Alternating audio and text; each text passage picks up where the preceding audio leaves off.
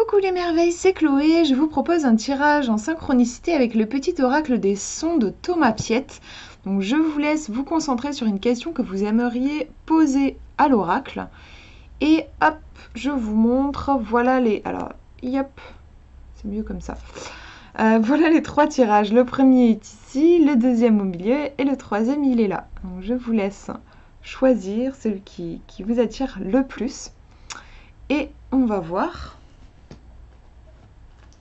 ce que les sons ont envie de nous murmurer à l'oreille. Alors, première carte du premier tirage, on a la magie des mots.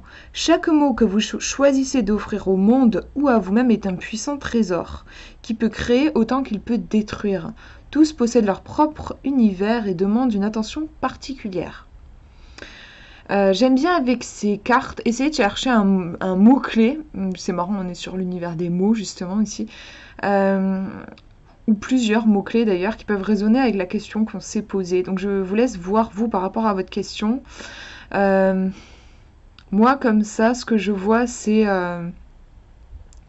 créer ou détruire. C'est ce côté, cette ambivalence en fait. On peut faire beaucoup de bien comme on peut tout détruire sur son passage. Donc il y a finalement une notion de choix peut-être par rapport à votre question.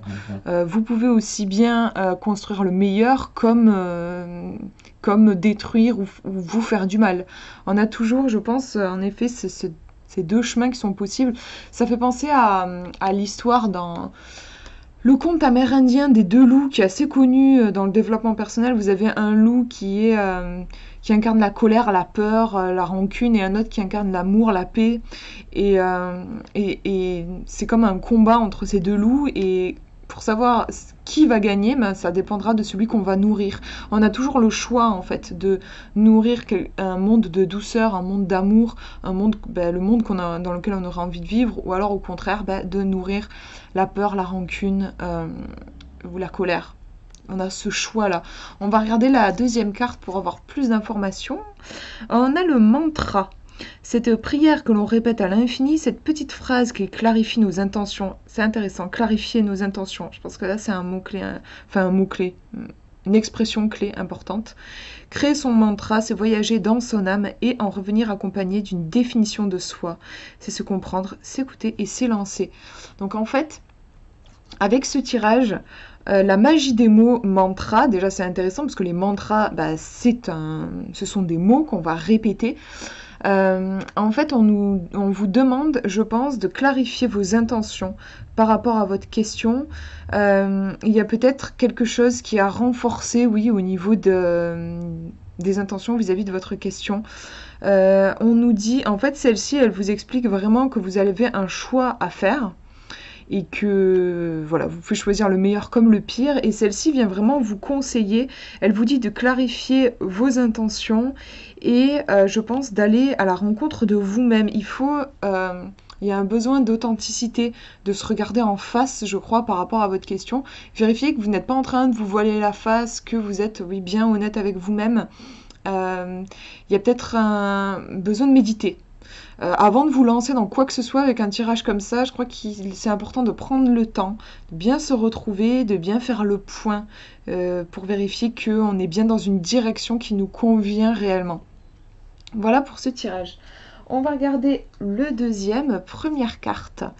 On a le cri de l'être. Qu'il s'agisse d'un hurlement de joie, de peur, de tristesse ou de dégoût, qu'il soit beau ou abject, agréable ou invivable, ce cri de l'intérieur est toujours à écouter avec attention, bienveillance et accueil. Entrez à l'intérieur de vous-même, les oreilles et le cœur grand ouvert. Donc ça me fait un petit peu penser à l'idée d'être à l'écoute de ses besoins, en fait. On nous dit écoutez avec attention, bienveillance et accueil. Il y a aussi peut-être quelque chose au niveau émotionnel par rapport à votre question qui demande à être reconnu et accueilli plutôt que jugé et réprimé. On va regarder la deuxième carte. Une goutte de pluie. Quand la pluie tambourine sur l'herbe que vos pieds foulent, j'aime beaucoup cette carte, je l'avais déjà tirée, vous pouvez choisir de vous battre contre elle ou bien vous pouvez décider de danser dans ses bras. C'est énorme, je trouve, comment elles se répondent, les deux cartes. Pour chaque événement, à chaque seconde, ce choix s'offre à vous. Je trouve que c'est un tirage qui est très touchant. Il montre bien, par rapport à votre question, que vous avez le choix entre vous battre contre vous-même ou vous accueillir et vous accepter. Le cri de l'être, on a des émotions qui ont envie de s'exprimer. La goutte de pluie, elle nous dit finalement quand on est face à une émotion que peut-être qui est désagréable, comme de la colère, de la jalousie, de la rancune, enfin des choses compliquées, on a le choix. On vous dit, ce choix s'offre à vous.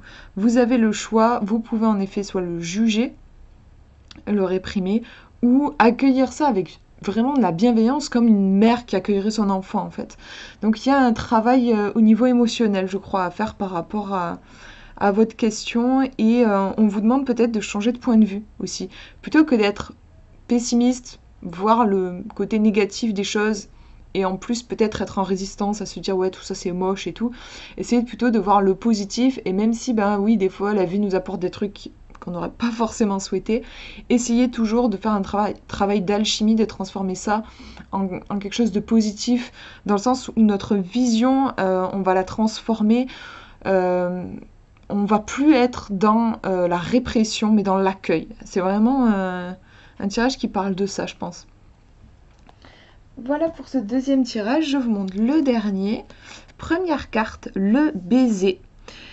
Éclat de douceur, de passion ou d'amour, le baiser berce vos oreilles pour caresser votre cœur. Aimez-vous pleinement sans condition pour toute votre lumière et toute votre obscurité. Épousez-vous et le monde vous épousera. Donc on a une sorte d'énergie d'amour universel en fait, je trouve avec cette carte, amour inconditionnel aussi. Il y a l'idée de s'aimer sans condition, ouais, dans tous les aspects de notre personnalité. On va regarder la deuxième carte. C'est marrant parce qu'on a le même fond. Le commencement, donc là on a le Big Bang, le commencement d'une nouvelle épopée, aussi extraordinaire soit-elle, n'est pas toujours lisse et silencieux. La plus belle des fleurs peut parfois naître d'une impétueuse explosion, voyez au-delà des flammes et de la fumée. Donc là on a une carte qui nous parle de changement, qui est, ça pourrait faire penser un peu à la tour dans le tarot, un changement qui est apporté par un truc un peu violent quand même, un peu extrêmement puissant, parce que violent c'est une connotation négative, mais un impact assez impressionnant. Donc finalement on a une carte qui est, moi je trouve très douce, le baiser, qui fait référence à l'amour, comme je disais, l'amour inconditionnel. C'est intéressant, le baiser, bon, c'est embrasser en fait. Et si on regarde, on nous dit peut-être embrasser le Big Bang, embrasser le changement, même si ça arrive comme une tornade, même si ça arrive comme un tsunami qu'on reçoit en pleine figure, des fois on le perçoit comme ça.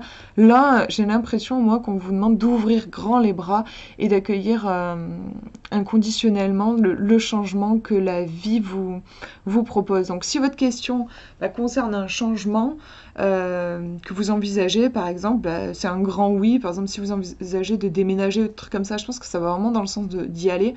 Si vous vous questionnez, si vous avez posé des questions au niveau plus développement personnel, ça vous demande, je crois, de lâcher prise et d'accepter le bouleversement, d'accepter de changer, que la vie peut-être aussi vous transforme, accepter une transformation. Voilà pour ces tirages. Mais j'espère que ça vous aura parlé. Je vous fais de gros bisous. Prenez bien soin de vous.